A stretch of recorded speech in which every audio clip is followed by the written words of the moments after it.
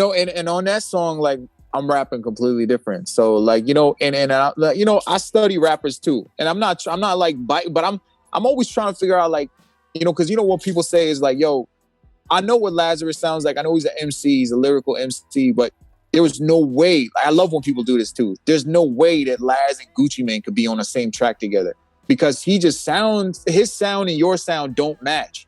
So like on a record like that, I was like, yeah, but let me try to bend my flow so it matches, like, let me try, and it still stays true to me. Like when I'm rapping about on that song, you already know I'm rapping about from a doctor's point of view, but I'm doing it with more of like a Gucci Mane style flow, where it's like, he just, every brick a dick picks in with a prescription. Like I'm doing a little more of that type of flow on there. So it's like, I bend my words. I bend according to the situation. So when I rap with D12, I'm coming at it a different angle than I would on a song with Ghostface, for example. Like I was featured on Raw as It Gets, which was off the D12 mixtape Devil's Night. And then we shot a video for that as well. And then me and D12 is real clicked up, man, real tight, man. I was just on the phone with Bazaar yesterday. I'm always Bazaar, Kaniva, Swift, Denon. Those guys are family, man. Complete. And Royce the 5'9", Crooked Eye. I was talking to Crook yesterday too, man. So we just, it's a building process. It's just like the hip hop game is so competitive, and everybody really out here trying to chop everyone's heads off lyrically. But I love that. That's what I've been nurtured in, and I love the competition. Like when I get on the mic, in the most humble way, I say it now, but when I get on the mic, I don't care who it is or what stature the MC is. Like, I want to cut your head off. That's just the nature of the game. And Crooked Eye, in Crooked Eye, it's like, every time you hear that guy on a track, man, like you get scared just hearing him come on a track, bro. Like I'm getting scared listening to Crooked Eye, because I'm like, dude, I'm gonna get on track with Crooked Eye. This guy's gonna literally cut my head off and rip it up into a million pieces. So I'm like, if I can survive this track with Crook and actually like be living and be alive by the time my verse is done, then I intrinsically I know that I made it. You know what I'm saying? Because he's one of them guys. Yeah. This was back in 2014. This was when I had just started working with Russell Simmons on All Def Digital. So I was doing some stuff with him. I performed at Russell's house in 2013 at his house, and he gave me a standing ovation, got me hooked up with All Def Digital. So this is the first track that I released on All Def Digital, and the concept was going around like, yo, you should do, Russell Simmons' people was like, you should do something medical related, because you're a doctor. You should do like a medical hybrid with rap. So I didn't know what I was going to do. I just finished doing a song with Swifty and Kaniva called Lay the Law Down. And then Bazaar calls me and he was mad. He was like, yo, Laz, man, how come you do a song with Swift and Kaniva? You do a song with me. I was like, all right, well, shit, Bazaar, let's get a track. Let's do something. So then, he had already been calling me for medical advice for like a long time. So then it just came to me one day. And I remember when I was in residency and I was first assist doing open heart surgeries, that was the most infatuated thing I ever was of anything in medicine. Like my whole career, going up in the medical field, like watching and being first assist on those 5-6 hour open heart surgeries where they actually did. I remember I was in a surgery one time and I was like, you know what? This shit is so crazy, man. I'm going to rhyme about this one day. And I just stored that in the back of my head. And then when me and Bazaar was talking about, he was talking about like, medical conditions and stuff. Then it just came to me. The Russell Simmons, my history of the open heart surgery and the Bazaar. And then I'm like, I called Bazaar. I'm like, yo, Biz, I got an idea, man. I'm going to perform open heart surgery on you. And that's how it started. And then me and Bazaar got in the studio. He was skeptical as hell. He was like, man, you crazy, man. That ain't going to work. And then, but when we sat down, I sat with him on his verse, how we wanted to have his verse structured. And then he knocked his verse out and I went in. I'm like, all right, I'm going to do the operation on you. Just wait. And I sent it back the next day. He heard it. He was blown away. Russell Simmons was blown away.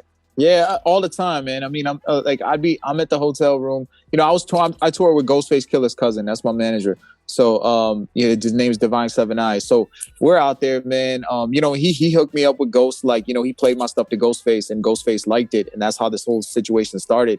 And I was actually touring with Ghostface before I started touring with the whole Wu-Tang. And I did a few cities with Ghost, and then I got introduced to the show manager for Wu-Tang, and then I opened up in DC, which was my first show for the whole Wu-Tang, and that was the first time I was in front of like insane amounts of people.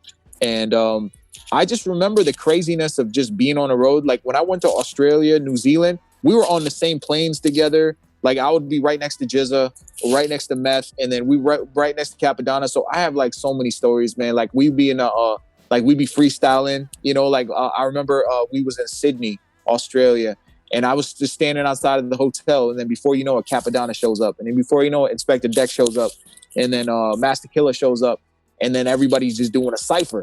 And I'm like, yo, man, like I am in front of those people who inspired me to start rapping. When Bomb Atomically was this like, you know what I mean? Like that was what made me want to rap. And now I'm like, Deck is here and Cap is here and all these things. And but you know, at that time I'm like, yo, let me jump in the cypher. And I just get in there. And I remember I was doing a cypher with Capadonna.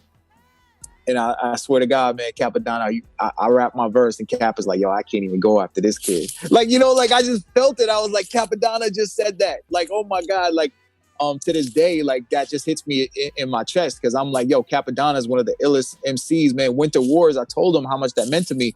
And he was like, I told him that inspired me when I did Decapitation Chamber. We actually have that documented. There was like a clip of me and him talking about that. But other stuff on the road, man, like Jizza is my favorite rapper of all time. So he's my personal favorite MC. Liquid Swords is my favorite album. And I remember like I was performing at a show and we got this whole crowd of people. And little do I know, like Jizza's watching the show. Like he's watching my performance, like as a fan.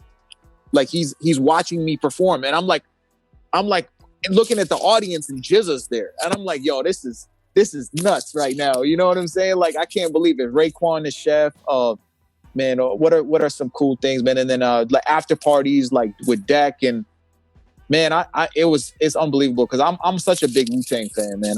I'm such a big, and I could tell you probably are as well. You know, like the Wu-Tang they're like the nucleus of hip hop to me, and the best my favorite rap group of all time, hands down, easily.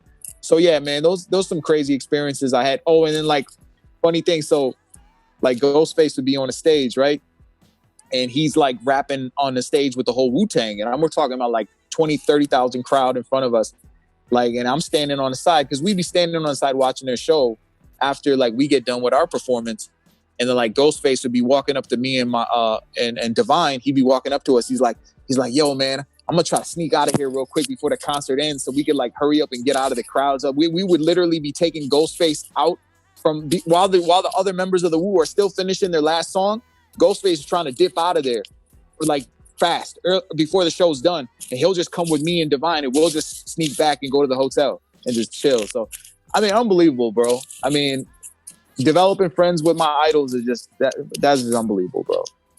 Yeah, no, we snuck him out. We got it. He's like, yo, tell Laz, we gonna hop out the back 5 minutes before the show over, and then we go back to the hotel before the crowd gets out.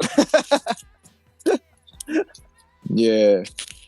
But you know, just to speak on that, like and watching the showmanship, I learned a lot from watching their show. Like I studied every time, and it was like I seen a show, but I see it again. But there's certain tricks that they had when they perform, and I started using those too, like in my own show, my own performance. You guys stay tuned, man. I got that record with Locksmith. It's about to shut shit down. Trust me, it's coming. That song, I'm too excited about it. And I got a song with Cassidy coming too. Can't Do It Alone that's dropping soon. So yeah, we're out here, man.